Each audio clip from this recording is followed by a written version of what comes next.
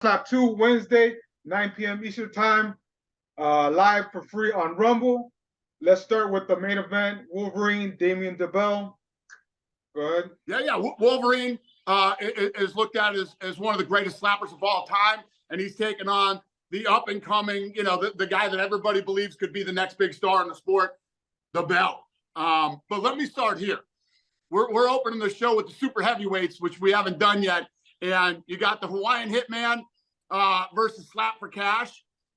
I got to get these numbers straight. So I think that Slap for Cash weighed in at something like 488 pounds. What? Yeah, 488 pounds.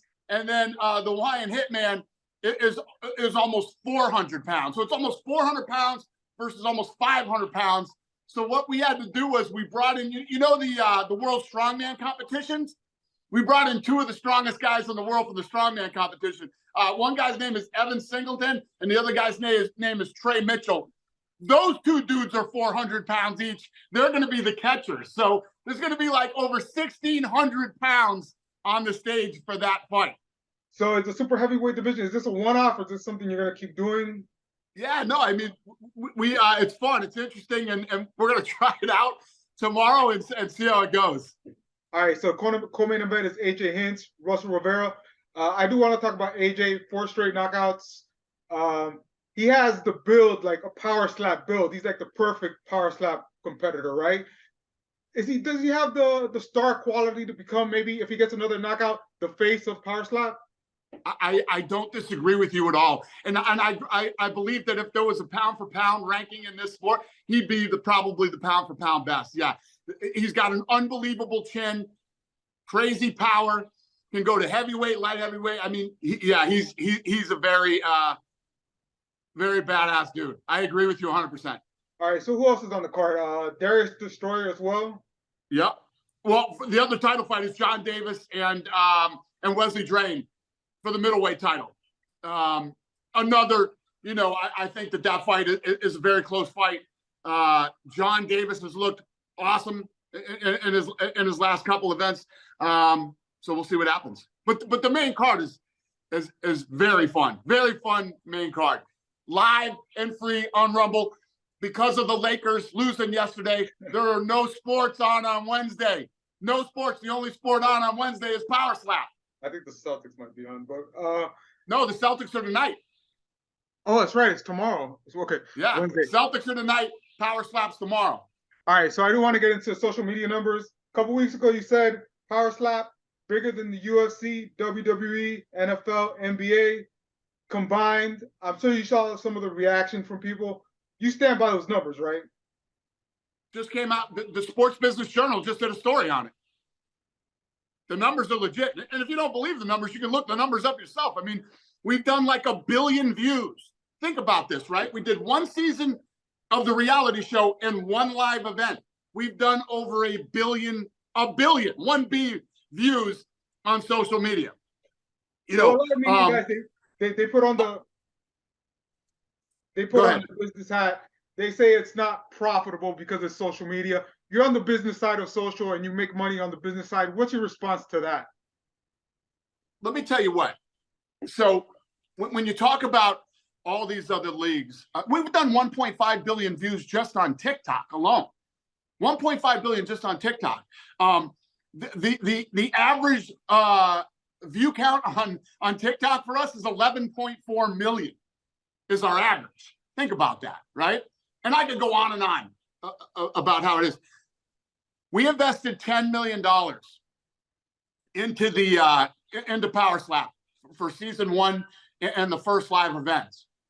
All of my investors have been paid back their money.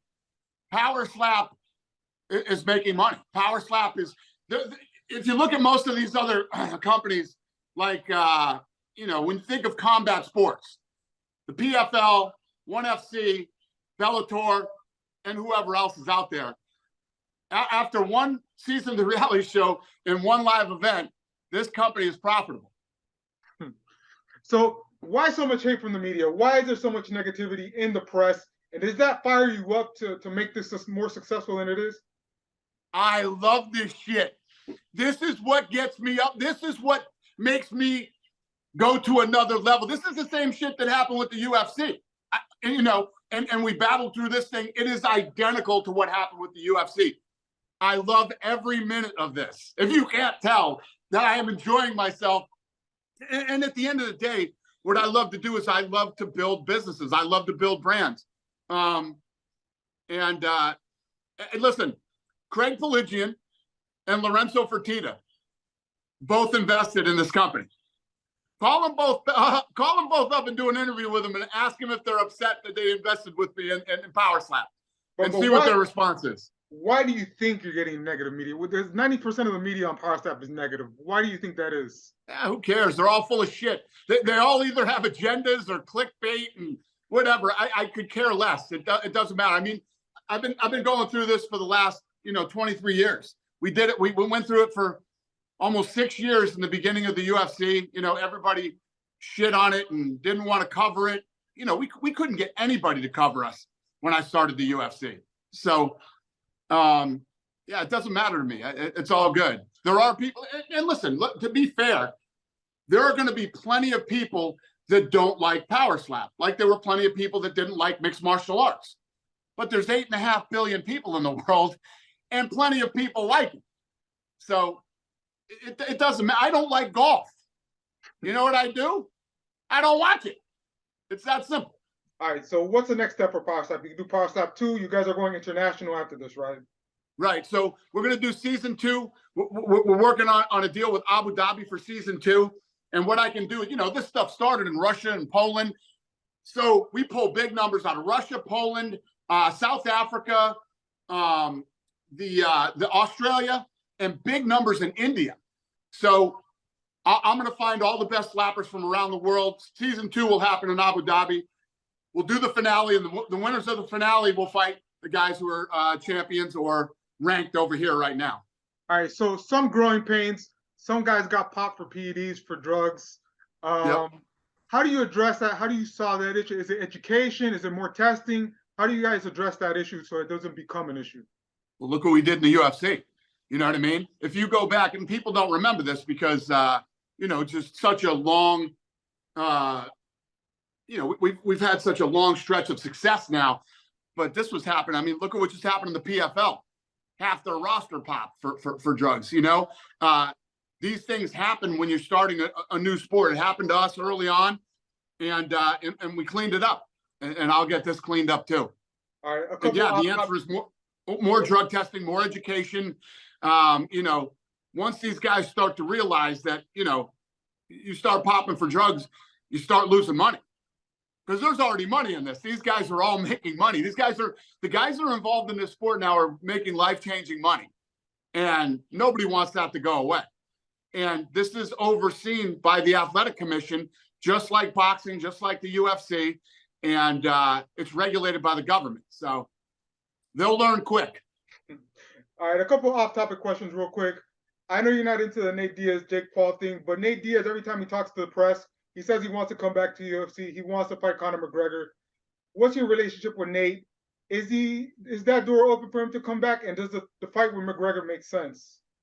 I love Nate Diaz. Nate has been with us for a long time. I have a great relationship with him. And, we'll see how this whole thing plays out. All right, last one for me. I don't know if you saw this Jon Jones, Tyson Fury thing. Tyson Fury kind of called him out. He said that he could take Jon in a street fight. Jon fired back, and Tyson Fury kind of backed off a little bit. What does it say about Jon that even Tyson Fury kind of backs off when they talk about a street fight there? Jon Jones is the baddest dude on the planet. There's no debate. There's no denying it. You know what I mean? Yeah, there's no debate. I don't care what anybody says. Everybody can try to spin it. A lot of this stuff is clickbait. And you know how I am.